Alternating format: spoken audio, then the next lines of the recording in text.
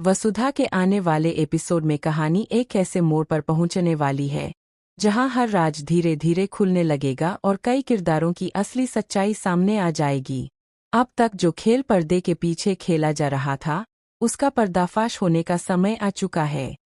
सबसे बड़ा झटका तब लगता है जब चंद्रिका को समर की उस खतरनाक चाल के बारे में पता चलता है, जिसे वह लंबे समय से सबकी नज़रों से छिपाकर चला रहा था।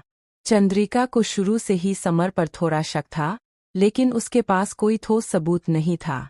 यही वजह थी कि वह चुप रहकर सही समय का इंतजार कर रही थी।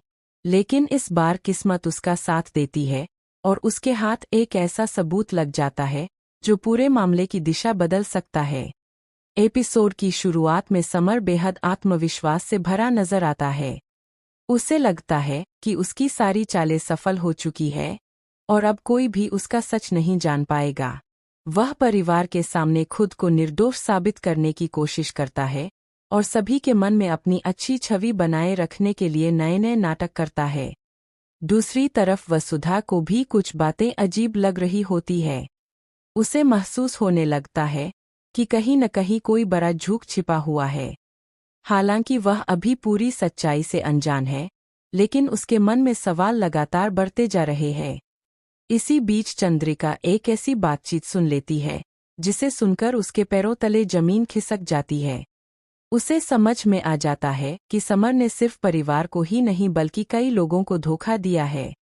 वह तुरंत उस जानकारी की जांच करने का फैसला करती है। चंद्रिका बिना किसी को बताए समर की गतिविधियों पर नजर रखना शुरू कर देती है। वह हर छोटी बड़ी बात को ध्यान से देखती है और धीरे धीरे उसके सामने सच की परतें खुलने लगती है।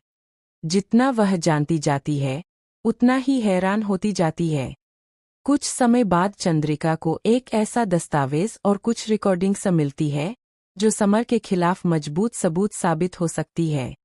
इन सबूतों को देखकर उसकी आंखें खुली की खुली रह जाती है। अब उसे पूरा यकीन हो जाता है कि समर कोई बहुत बड़ा खेल खेल रहा है।